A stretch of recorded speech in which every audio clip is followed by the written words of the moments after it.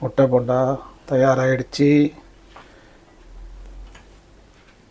அவ்வளோ சூப்பராக வந்திருக்குது பாருங்கள். நல்லா மேலே கிறிஸ்பியாகவும் உள்ள முட்டை சாஃப்டாகவும் இருக்கும். இந்த மாதிரி ஸ்நாக்ஸை ஈவினிங் டைமில் குழந்தைங்களும் சரி பெரியவங்களும் சரி ரொம்ப விரும்பி சாப்பிடுவாங்க. நிறைய ப்ரோட்டீன்ஸ் உள்ள ஒரு சத்தான முட்டை போண்டா.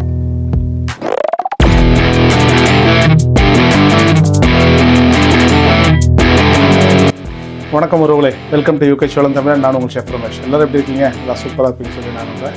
இன்றைக்கி நம்ம கிச்சனில் ஒரு அருமையான ஈவினிங் ஸ்நாக்ஸ் ஒன்று பண்ணி கட்டலான்னு இருக்கிறாங்க. முட்டையை வச்சு தான் அது எப்படி பண்ணுறதுன்னு பார்த்துடலாம். அதுக்கு முன்னாடி நம்மளுடைய சேனலுக்கு புதுசாக யாராச்சும் வந்திருந்தீங்கன்னா மறக்காமல் சப்ஸ்கிரைப் பண்ணி வச்சுங்க. பெல் ஐக்கனை கிளிக் பண்ணி வச்சுங்க. அப்போ தான் நம்ம போடுற இந்த மாதிரி ஸ்பெஷலான ரெசிபிஸ் எல்லாமே உங்களுடைய நோட்டிஃபிகேஷன் வந்து சேரும். இப்போ இந்த ஈஸியான ஈவினிங் ஸ்நாக்ஸ் ரெசிபி என்னன்றது பார்த்துடலாம். வீடியோவை ஸ்கிப் பண்ணாமல் பாருங்கள்.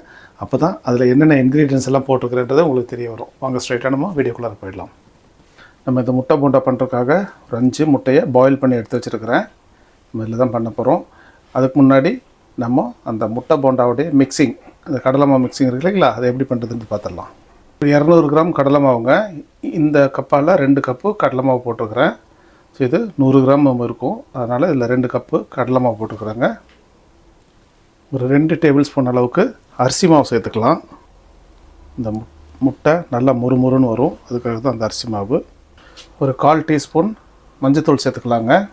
ஒரு 1/2 டீஸ்பூன் தனி மிளகாய்த்தூள், ஒரு சிட்டிகை அளவுக்கு பெருங்காயத்தூளுங்க. ஒரு 1/4 டீஸ்பூன் அளவுக்கு சீரகத்தை நல்லா நுணுக்கிட்டு போடுங்க, அப்போ நல்ல வாசனையாக இருக்கும். நீங்கள் பவுட்ரு பண்ணி போடுறதா இருந்தாலும் பவுட்ரு பண்ணி போட்டுக்கலாம். நம்ம உப்பு தேவையான அளவுக்கு போட்டுக்கலாங்க. அவ்வளோதான். இப்போ நம்ம தண்ணி ஊற்றி நல்லா மிக்ஸ் பண்ணிடலாம். இதை தண்ணி கொஞ்சம் கொஞ்சமாக ஊற்றி மிக்ஸ் பண்ணுங்கள். நல்லா கட்டி இல்லாமல் மிக்ஸ் பண்ணணும்.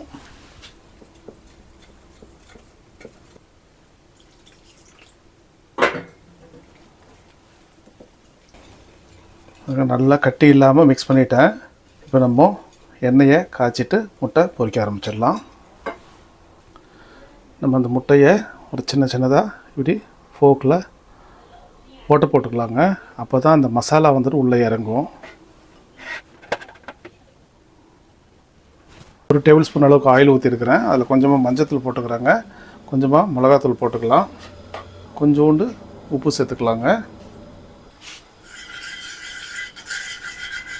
இதோட மிக்ஸ் பண்ணிவிட்டு இந்த முட்டையை இதில் போட்டு ஒரு பரட்டி எடுக்கலாங்க. ஏன்னா அப்போ தான் அந்த மசாலா பூராமே இந்த முட்டையில் ஏறும். நம்ம அந்த போண்டா சாப்பிடும்போது இன்னும் டேஸ்டியாக இருக்கும்.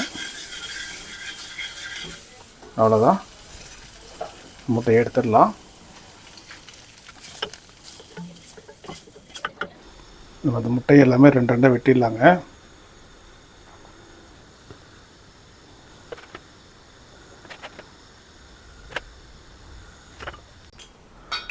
ஆயில் சூடாகிச்சா பார்க்கலாங்க.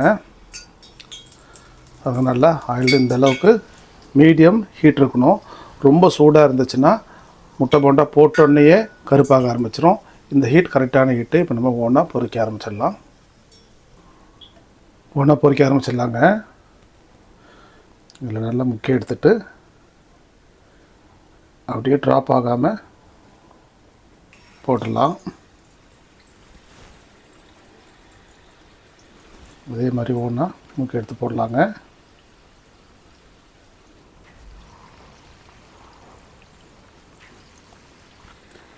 ஃபயரை மீடியமில் வச்சுக்கோங்க.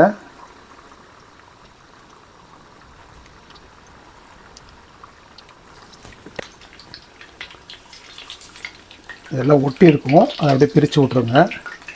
அப்படியே திருப்பிடலாம்.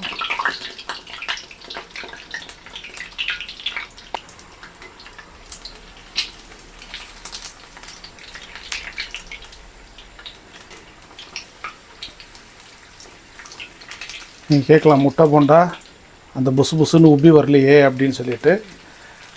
உங்கள் முன்னாடி தான் நான் மிக்ஸ் பண்ணேன். ஏன்னா இதில் நம்ம அந்த சோடா மாவு சேர்க்கவே இல்லை. நிறைய பேர் இந்த ஹோட்டலில் டீ கடைகள்லாம் என்ன பண்ணுவாங்கன்னா, முட்டை போண்டா பண்ணும்போது இந்த கடலை மாவு கூட கொஞ்சம் சோடா மாவும் சேர்க்குவாங்க. அந்த சோடா மாவு சேர்க்கறதுனால தான் உங்களுக்கு அந்த முட்டை நல்ல உப்பி வர மாதிரி இருக்கும், பெருசாக இருக்கும். நம்ம சோடா மாவு சேர்க்காம தான் பண்ணியிருக்கிறோம். நமக்கு இந்த டேஸ்ட்டு தான் முக்கியம். முட்டையோடைய அந்த புசு புசுன்னு வருதா, நல்லா முறுமுறுன்னு இருக்கா. சோடா மாவு போட்டிங்கன்னா ரொம்ப கிறிஸ்பியாக இருக்கும். ஸோ அந்த மாதிரி இல்லாமல் நம்ம நேச்சுரலாக நம்ம வீட்டில் எப்படி சாப்பிடுவோமோ எந்த ஒரு கெடுதல் இல்லாமல் சாப்பிட்றதுக்காக தான் நம்ம வந்துட்டு இந்த முட்டை போண்டாவை சோடா மாவு போடாமல் பண்ணியிருக்கிறேன். முட்டை போண்டாவை பொறுத்தளவுக்கு எப்போவுமே நீங்கள் முழு முட்டையை முக்கி போட்டுறாதீங்க. ஏன்னா முழு முட்டையை போடும்போது அப்படியே வெடிச்சிடும். அது ஆயிலில் நம்ம வீட்டில் ஒர்க் பண்ணும்போது சில சமயம் கிச்சனில் குழந்தைங்கள்லாம் ஆசைப்பட்டு முட்டை போண்டானோடனே ஆசையில் வந்து நிற்பாங்க பக்கத்தில். ஸோ அந்த மாதிரி சமயத்தில் ரொம்ப கேர்ஃபுல்லாக இருக்கணும். முழுசாக என்றைக்குமே முட்டை போண்டாவை பொரித்து எடுத்துடாதீங்க, அது ரொம்ப டேஞ்சர். பாருங்கள், நமக்கு முட்டை போண்டா சூப்பராக ரெடி ஆகிடுச்சு. முட்டை போண்டா தயாராகிடுச்சு. அவ்வளோ சூப்பராக வந்துருக்கு பாருங்கள். நல்லா மேலே கிறிஸ்பியாகவும் நல்லா முட்டை சாஃப்டாகவும் இருக்கும். இந்த மாதிரி ஸ்நாக்ஸை ஈவினிங் டைமில் குழந்தைங்களும் சரி பெரியவங்களும் சரி ரொம்ப விரும்பி சாப்பிடுவாங்க.